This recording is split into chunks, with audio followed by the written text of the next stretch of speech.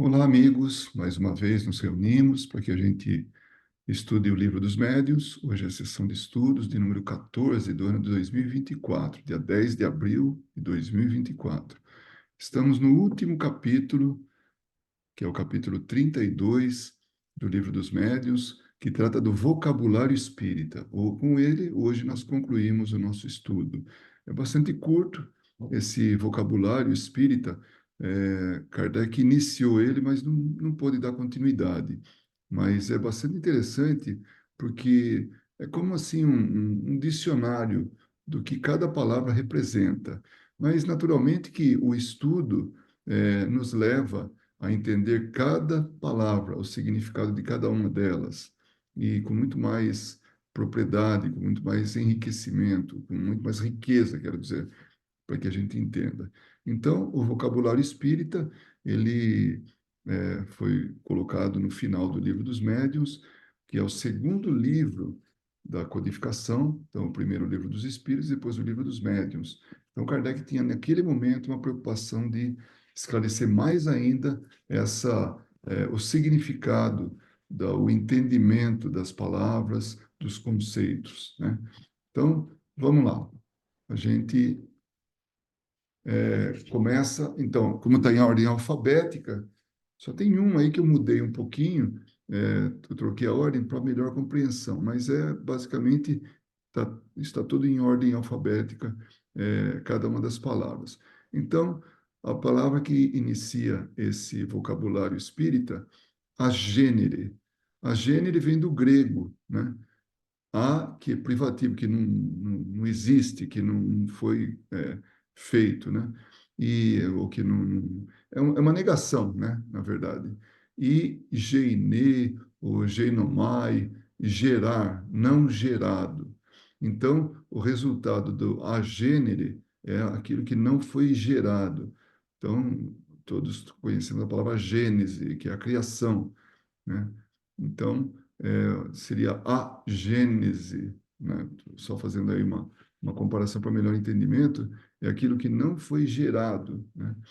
E aí ele explica, variedade de aparição tangível. Claro, ele está se referindo à doutrina espírita, né? Então, ele coloca como sendo é, é um tipo de aparição tangível, ou seja, que pode ser tocada, que pode ser vista, que pode ser percebida. Estado de certos espíritos que podem revestir momentaneamente as formas de uma pessoa viva, a ponto de produzir completa ilusão. Ou seja, naquele momento, ela não existe essa pessoa para os nossos sentidos, mas naquele momento ela se materializa, né? Ela se reveste de forma. Então, momentaneamente, ela não vem para ficar. Então, por isso, essa aparição, ou essa materialização, como a gente está mais acostumado a falar, né? É algo que não foi gerado, que não foi criado, como nós encarnados. Então, temporariamente, nós temos a visão, a sensação de que ali existe algo, existe alguém, né? Então, é isso. Então, não foi criado, não foi gerado para ficar como nós, por um tempo muito maior, por anos, né? Assim, aparente para as outras pessoas que enxergam, que escutam, que sentem, enfim, né? Que ouvem. Depois, a outra palavra na sequência é erraticidade. Então, Kardec define como a situação dos espíritos errantes. Não tem nada a ver com erro. O errante é que não tem ainda uma definição, não tem assim, não é um paradeiro, mas ele está num momento de não definitivo, né? Então, situação dos espíritos errantes quer dizer não encarnados durante os intervalos de suas existências corporais. Então, é assim, tem uma pessoa aqui, vai, digamos, eu estou encarnado. Então, a minha situação agora, nesse momento, é de encarnado. Aí, daqui 5 minutos, ou neste momento, eu desencarno. Então, eu passo a ser um espírito errante. Por quê? porque até o momento que eu reencarnar novamente, eu estou na erraticidade, eu estou na condição de espírito desencarnado. Então, existe o momento do desencarne e depois o momento do reencarne, ou da reencarnação. Esse intervalo entre desencarnar e reencarnar é o momento que está vivendo, é o tempo, não importa quanto. Pode ser dias, pode ser meses, pode ser anos, pode ser milênios. Então, ele está na erraticidade, se ele for reencarnar novamente. Então, o período de tempo entre o desencarnar e o reencarnar chama-se condição de espírito errante, erraticidade. É isso que ele explica aqui, né? Espírito. Aí ele fala, no sentido especial da doutrina espírita. Então, nós estamos falando, então, o espírito, essa definição, ele está falando assim, isso conforme a doutrina espírita. Os espíritos são os seres inteligentes da criação que povoam o universo além do mundo material e constituem o mundo invisível. Então, os espíritos, e aí eles estão falando, ele está falando dos desencarnados, são esses seres inteligentes, que na verdade somos nós, né? Então, desencarnados que vivemos além do mundo material, ou seja, que não estamos participando do mundo material. Quando desencarnados, então, nós vivemos esse mundo invisível, esse plano espiritual, esse mundo espiritual, né? Não são seres de uma criação especial. Não é especial. São simplesmente seres humanos sem a utilização do corpo físico. Só isso. A roupa física não estão usando. Então, não são seres de uma criação especial, mas as próprias almas dos que viveram na Terra ou em outros mundos, outras esferas, tendo deixado o seu envoltório corporal. Então, deixou para trás o envoltório corporal, fica na condição de espírito. E esse é nada mais é que um ser humano, um ser inteligente da criação, né? Aí o tradutor, né, que é Herculano Pires, ele coloca aqui um ponto. O mundo invisível está além do material, não só no sentido espacial, mas também qualitativo, interpenetrando-o. Ou seja, eles estão aí convivendo conosco, vivendo esse mundo material. Quer dizer, como espíritos, mas estamos aqui, presentes, né? Conosco. Batedor. Então, o batedor foi aquele que ele chamou, né? Que é a qualidade de certos espíritos, aquele que ele, ele, ele se apresenta, né? Nessa condição de batedor. Os espíritos batedores são os que revelam a sua presença por pancadas ou ruídos de diferentes espécies. Isso era muito comum, e por isso ele colocou aqui no vocabulário espírita, na época em que as mesas girantes estavam em moda, né? Então haviam ruídos, era um tipo de comunicação. E para eles mostrarem a presença deles, faziam ruídos sonoros. Ruídos sonoros é boa, né? Ruídos, né? Ou sons. Então, através dos sons, né? E eram pancadas, tudo ele chamou de batedores. Eles estavam demonstrando a presença deles. Então, é uma qualidade de comunicação, né? Uma habilidade que eles tinham, ou uma forma de se fazer anunciar ou de se comunicar, através do ruído, né? Então, é um espírito batedor, né? Agora, tem muita coisa sobre mediunidade, né? Então, muitas definições. Medianímica, medianímica, qualidade da faculdade dos médiuns, faculdade medianímica. Então, médium tem essa faculdade, por isso é chamado de médium, essa faculdade medianímica. Aí a gente vai um pouquinho mais para frente e nós vamos entender melhor. Mas ainda assim, vai o Herculano Pires e faz uma nota, né? Qualificativo da capacidade própria que permite aos médiuns o exercício da função de intermediários entre os espíritos e os homens. Então, é uma capacidade, é um dom, né, que faz com que os espíritos possam se comunicar através deles, conosco. É um intermediário, é alguém que faz o papel de meio campo entre espírito e o mundo corporal. Esse mundo corporal pode ser o próprio médium, que escuta espíritos, que vê espíritos.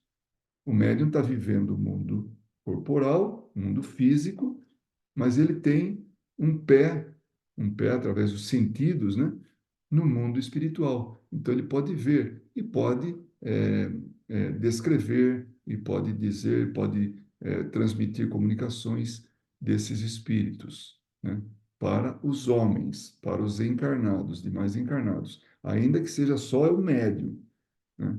Então, a mediunidade é uma intermediação entre esses dois mundos, o mundo espiritual e o mundo físico. O mundo espiritual, que é dos espíritos, seres inteligentes da criação, que a gente viu, e o mundo corporal, dos encarnados, né? Mediunidade. Ele fala, dá uma olhada no que é medianimidade. E nós já vamos ver agora o que que é. É a faculdade dos médiuns, né? Sinônimo de mediunidade. A medianimidade é o mesmo que dizer mediunidade. Essas duas palavras são muitas vezes empregadas indiferentemente. Então, tanto faz. Se quiser fazer uma distinção, pode-se dizer que a mediunidade tem um sentido mais geral e a medianimidade um sentido mais restrito. Ele tem o dom da mediunidade. E aí, quando se trata de um tipo de mediunidade, então ele fala medianimidade mecânica. Então, é mais para estabelecer o tipo de mediunidade, para descrever, para classificar. Então, é assim, Kardec, ele ia a fundo nas determinações, né, nas explicações, tudo. Então, ele acabava classificando assim, com mais detalhe as coisas, né? Então, a medianimidade é uma qualidade, um tipo de mediunidade, ou seja, estaria englobado pela mediunidade, que é mais abrangente, tá? Mas hoje a gente usa muito mais mediunidade e até fala, mediunidade de escrita mecânica. Pronto, já definiu, né? E tá aí. Médium, essa palavra foi muito bem, assim, é, desenvolvida, né? Porque ela diz tudo. O médium, que vem do latim, né? É um meio, é um intermediário, é esse que faz o meio de campo, né? Esse que faz a ligação entre duas coisas, seja na comunicação, seja em qualquer tipo de coisa assim, que venha a mostrar que precisa de alguém para servir de intérprete, de intermediário, de meio para essa comunicação. Então ele vai e fala: pessoa que pode servir de medianeira entre os espíritos e os homens. Então só existe a mediunidade se existir espírito. Deixa eu colocar bem claro o que quer dizer. Porque espíritos existem, pronto, mas num processo, se um médium, né, ele tá, é, ele entra em transe, ou ele, num determinado momento, a percepção dele aumenta. Ele vê um espírito, aquilo é manifestação de mediunidade, ainda que ele não faça nada. Ele está vendo um espírito, ainda que o espírito não veja ele. Aquilo é uma manifestação de mediunidade.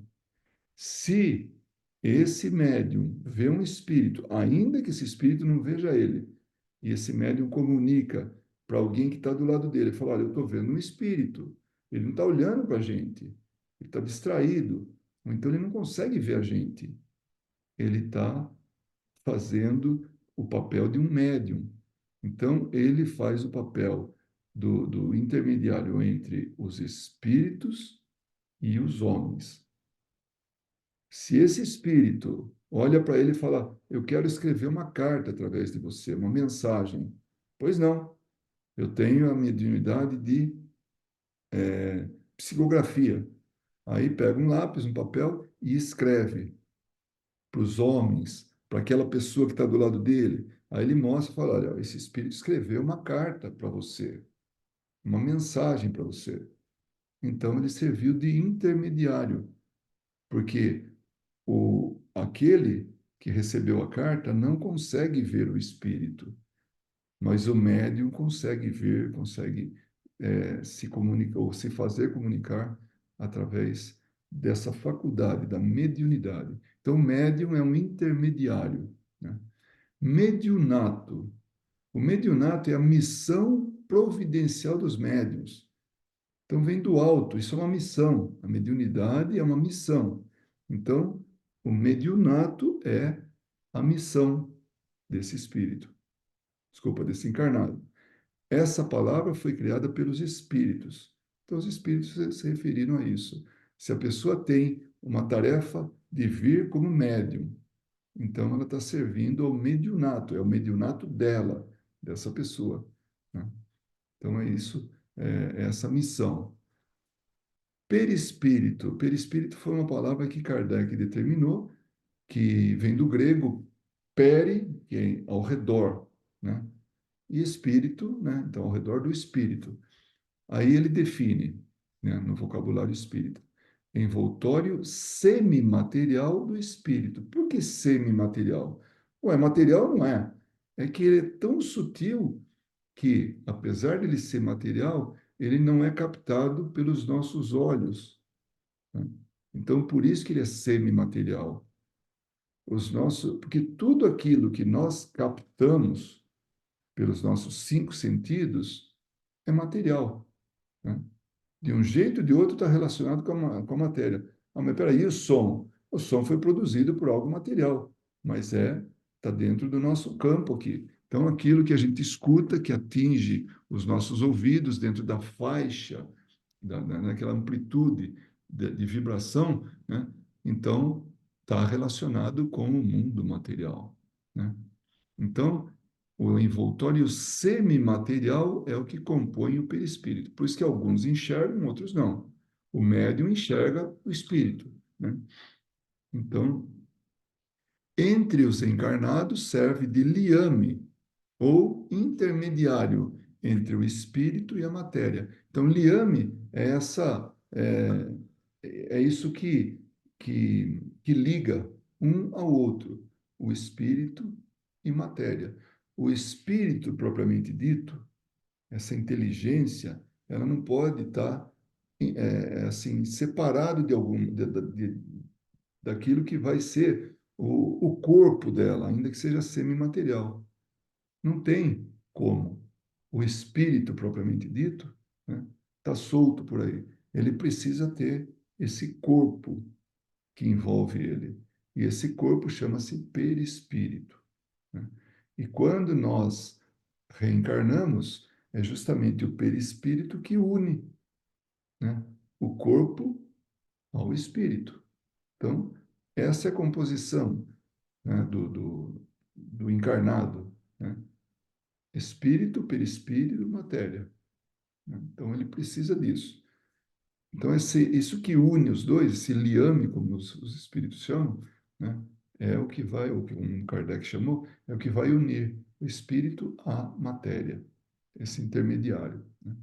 Entre os espíritos errantes, nós já falamos, né, que é o desencarnado, constitui o corpo fluídico do espírito. Então, todo espírito, todo ser inteligente, todo encarnado, tem perispírito. Então, ele pode variar, o mais grosseiro, o mais sutil, o muito, muito, muito sutil, a ponto de parecer quase nada, né? Assim, inexistente, mas ele tem, porque ele é aquilo que vai carregar toda a história nossa, né? Claro, as experiências são do espírito, mas é o espírito, o perispírito que dá a forma ao corpo, né? E para isso ele precisa do, é, do perispírito, né? O espírito dá a forma para o corpo. Pneumatografia vem do grego pneuma, que é ar, sopro, vento, o próprio espírito, né? E grafô, que escreve. Então, é a escrita direta dos espíritos sem o recurso da mão do médium. Então, pega um papel, uma caneta, põe numa gaveta, fecha lá, o médium se concentra, fornece o material para isso, o espírito pega esse material, que é o que sabe-se hoje, né, com muita propriedade, com certeza, né, que é o ectoplasma, e ele vai e escreve sem o auxílio de mão nenhuma. E ele grafa, ou ele escreve, ele imprime no papel aquilo que ele quer escrever. Então, é escrita direta dos espíritos sem o recurso ou sem o concurso da mão do médium. Então, é sozinho. É o papel e o lápis. Sozinho vem a mensagem. Pneumatofonia, né? Vem do grego pneuma, né? Ou fone, né? Que é som ou voz. A voz dos espíritos, a comunicação oral dos espíritos, sem ser por meio da voz do médium. Então, é aquela garganta ectoplásmica que articula as palavras. Então, não precisa do médium para transmitir a voz. Não é através do sistema vocal do médium, né? O médium fornece esse material trabalhado pelos espíritos, fornece essa garganta ectoplásmica, e aí o espírito fala com a voz dele, né? Então, ali ele está transmitindo com a voz dele, com o som dele, o som que ele tinha, da maneira que ele quer se manifestar na última encarnação, ou 10 encarnações passadas, o que seja, mas ele dá a voz naquela comunicação, né? A psicografia, né, no vocabulário espírita, Kardec descreve como sendo escrita dos espíritos pela mão do médium. Então, o médium pega a caneta, né, o papel, e aí ele transmite. Pode ser de várias maneiras, pode ser intuitiva, pode ser consciente, inconsciente, mecânica, né? Então, as várias formas, né? E cada uma delas tem uma característica, tem um resultado diferente, né? Dois médiums diferentes, o mesmo espírito e a mesma comunicação, através da psicografia, saem duas. Pode ser que o escopo, né, o objetivo seja o mesmo, mostrado pela escrita, né, pela comunicação, mas vão sair de alguma maneira diferentes. Por quê? Porque são médiums diferentes. Cada médium tem uma característica, um conhecimento, uma cultura, né? Então, o espírito se manifesta melhor. Então, o vocabulário de um médium é diferente do outro. Então, a comunicação sai diferente, apesar de ter eh, o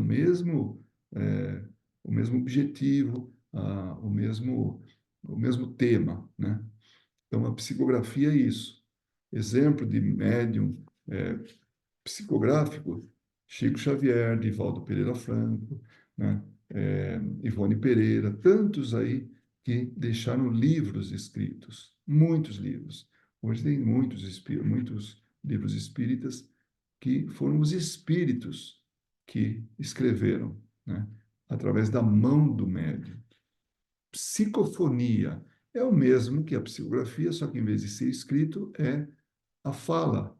Mesma coisa, comunicação dos espíritos pela voz de um médium falante, o médium psicofônico. Isso é muito comum nas reuniões mediúnicas. O que mais se tem é isso, a psicofonia. Ah, mas peraí, como é que grava isso? Põe um gravador e grava, né? Porque no papel grava também, né?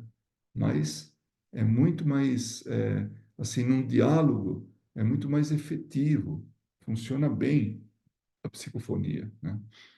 Reencarnação é a volta do espírito, por isso que é reencarnação. Encarnou uma vez, desencarnou, aí ele volta novamente na condição de espírito encarnado, a volta do espírito à vida corpórea. E isso dá a definição de pluralidade das existências. Então, nós temos várias vidas na Terra. A vida espiritual é só uma, né? Uma única ao longo de toda a nossa existência. Mas, assim, em pequenos trechos de nossa vida, nós passamos num planeta, assim, na condição material. Nós encarnamos ou reencarnamos, né? Se a pessoa vem aqui e encarna uma vez só em toda a vida dela, exemplo, Jesus. Então, é uma encarnação. Não dá para falar, Jesus reencarnou na Terra. Não, ele não voltou, né? Ele veio e retornou para o plano espiritual. E pronto. Então, uma encarnação. Nós, na condição que a gente está, que precisa vir aqui para aprender, porque esse é um planeta escola, a gente reencarna. Ou seja, encarna, desencarna, encarna, ou reencarna, desencarna, reencarna, e assim vai. Então, é reencarnação. Muitas existências, mais do que uma, porque pluralidade de existências significa mais do que uma, né? Sematologia, do grego sema, signo, e logos, discurso. É a linguagem dos sinais, comunicação dos espíritos, por meio de movimentos de corpos inertes. Vamos dar um exemplo. Eu tenho aqui um livro, né? Esse livro, eu como espírito consigo fazer levitar, né? E aí, vocês fazem uma pergunta, né? A pergunta que se faz, aí eu respondo. E aí se convenciona. Se eu fizer esse movimento aqui, nesse lado, é um sim. Se eu fizer esse movimento para cá, é um não. Então, é a linguagem dos sinais, né? É o movimento de corpos inertes. O livro é inerte. O livro não tem vida própria. Para que ele se mexa, se mova, ele precisa de alguém que faça esse movimento. Então, o espírito faz esse movimento. E aí nós temos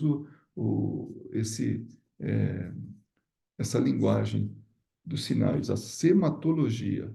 Espírita. O que é um espírita, segundo o vocabulário espírita? Que tem relação com o espiritismo, partidário do espiritismo, aquele que crê nas manifestações dos espíritos. Então, é isso. Se a gente acredita de alguma maneira em espírito, nós somos espíritas, né? Se estudamos os conceitos do espiritismo, somos espíritas. E aí ele pode ser um bom espírita, um mau espírita, né? Ou então estamos falando da doutrina espírita. Então, isso é o que é ser um espírita. Pode ser a gente, pode ser esse movimento espírita, esse conhecimento espírita, a doutrina espírita. Uma pessoa que é má espírita ou bom espírita. Espiritismo, uma doutrina fundada sobre a crença na existência dos espíritos e das suas manifestações. Então, se a gente acredita que o espírito existe, né? E ele pode se manifestar movimentando coisas, conversando, falando, escrevendo, tudo. Então, a gente está falando da doutrina espírita. Espiritista. Essa foi a palavra que foi substituída pelo espírita. Mas vamos ver o que Kardec fala. Essa palavra, empregada desde o início para designar os adeptos do espiritismo, não foi consagrada pelo uso, ou seja, não pegou. Pegou, prevaleceu a palavra espírita. Mas se alguém chamar outro de espiritista, eu sou espiritista. Ah, entendi, você é um espírita. Não precisa nem falar para ele. Então é isso. É uma forma que já não se usa mais por falta de uso, né? Que quer dizer espírita. Espiritualismo. Olha quanta coisa de espírito, médium e espiritismo, né? É a maioria, né? Diz-se em sentido oposto ao materialismo. Esse materialismo da academia, né? da escola, a escola materialista, né? Crença na existência da alma espiritual e imaterial. Então, quem acredita na existência de algo que vai além da matéria, o espírito, aquilo que é imaterial, então ele está tendo o conceito de espiritualismo. O espiritualismo é o fundamento de todas as religiões. Todas as religiões acham que tem alguma coisa além do corpo físico. Então, é espiritualismo, né? Então, agora a gente vai entrar num detalhamento disso, mas a gente vai perceber que todo espírita é espiritualista, mas o espiritualista não necessariamente é espírita. Mas vamos ver lá, né? Que ele vai falar aqui agora, né? Espiritualista que se relaciona com o espiritualismo, partidário do espiritualismo. Quem quer que creia não existir em nós apenas a matéria é espiritualista, o que absolutamente não implica a crença nas manifestações dos espíritos. Então, vou dar um exemplo de uma religião, o católico. Ele acredita que existe uma alma, e essa alma vai para algum lugar depois que morrer. Não é nem desencarnar, é morrer, né? Nós dizemos desencarnar, porque o espírito desencarna, ele deixa para trás o corpo físico, né? E passa a estar um espírito individualizado, como sempre foi e sempre vai ser, mas sem a veste ou as vestes do corpo, né? Então, é, todo mundo que acredita no espírito é espiritualista, senão seria materialista, né? Agora, todo espírita é necessariamente espiritualista. Então, todo espírito acredita que tem o espírito, mas pode-se ser espiritualista sem ser espírita. O que ele quer dizer isso? Ah, eu acredito que existe uma alma, um espírito, tem alguma coisa que anima o meu corpo, né? Que dá vida para o meu corpo. Mas eu não acredito que ele pode conversar com a gente, que ele pode voltar, que ele pode reencarnar. Então, esse é um espiritualista que não é espírita. Agora, eu, espírita, posso... não, eu acredito que existe alguma coisa além, e inclusive se comunica com a gente, inclusive reencarna.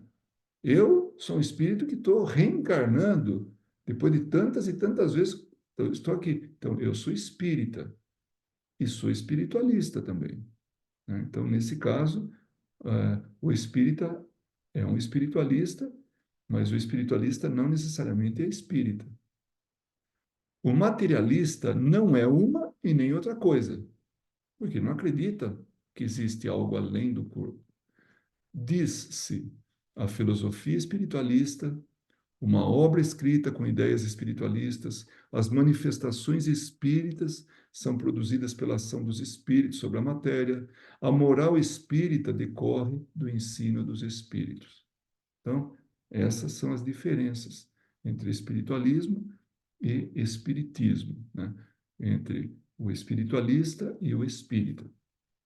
Há espiritualistas que ironizam as crenças espíritas, porque não acreditam em nada disso, de reencarnação, de, de mediunidade, de nada disso, né?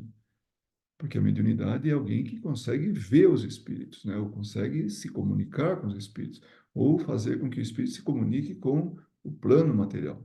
Nesses exemplos, a substituição da palavra espiritualista pela palavra espírita produziria evidente confusão. Então, não vamos confundir o que é um e o que é outro, né? Estereótito. Então, foi traduzido do francês estereotite, deve ser isso, tá? Do grego estéreo, sólido, som estereofônico, som sólido, né? Qualidade das aparições tangíveis. Então, quando está ocorrendo isso, né, o estereótipo, é a qualidade, ou seja, tá acontecendo uma aparição, né? Então, a gente usa pouco, eu particularmente não uso nunca esse termo, né? Então, a gente usa a aparição, utiliza a materialização, mas essa qualidade aí de estereótipo, não, a gente não usa. Tiptólogo, que vem do grego, que significa batida, né? Qualidade dos médiuns aptos a comunicações pela tipologia, médium tiptólogo. Aí vai mais para frente. O que que é a tipologia? Linguagem dos sinais por meio de pancadas, modo de comunicação dos espíritos. É um tipo de comunicação. Aquilo que a gente viu lá, o espírito batedor, ele se utiliza da tipologia. Então, o médium batedor desculpa, o médium não, o espírito batedor, ele está usando uma linguagem através de pancadas, de sons. Aí o tradutor diz, ó, tem a tipologia alfabética, né, que isso foi muito usado para poder compor, bem no começo, nos rudimentos assim, na aurora, né, do espiritismo, se utilizava batidas na madeira, na parede, em qualquer outro lugar, seguindo um código telegráfico ou convencionado na ocasião, pelos quais o espírito estabelece conversação com as pessoas. As irmãs Fox, elas tinham assim uma habilidade muito grande, né, de contar as batidas e associar com letras. E aí viravam palavras, que viravam frases, que viravam comunicações completas. Então, era através da tipologia alfabética. Hoje não se utiliza isso mais, porque a gente evoluiu para psicofonia, por exemplo, ou para psicografia. E esse, finalmente, é o final, né? Quando a letra T aqui, né? Que do vocabulário espírita termina a nossa, o nosso capítulo de número 32, o vocabulário espírita, e termina o estudo do livro dos Espíritos. Bom, todas as gravações, as nossas sessões de estudo estão gravados no nosso canal do YouTube e podem ser assim resgatados, tudo de forma que tem uma lógica em termos de data, tem o número, alguma coisa assim, mas está tudo ali, ou o tema, né? Então, esse foi o livro dos médiuns, que a gente estudou, o livro dos médiuns de Allan Kardec. Eu agradeço muito a você que esteve conosco até esse momento, seja através dessa sessão de estudos, ou de outras, ou de todas elas. Muito obrigado e que Jesus nos abençoe a todos, aos nossos lares, às nossas atividades, enfim, tudo.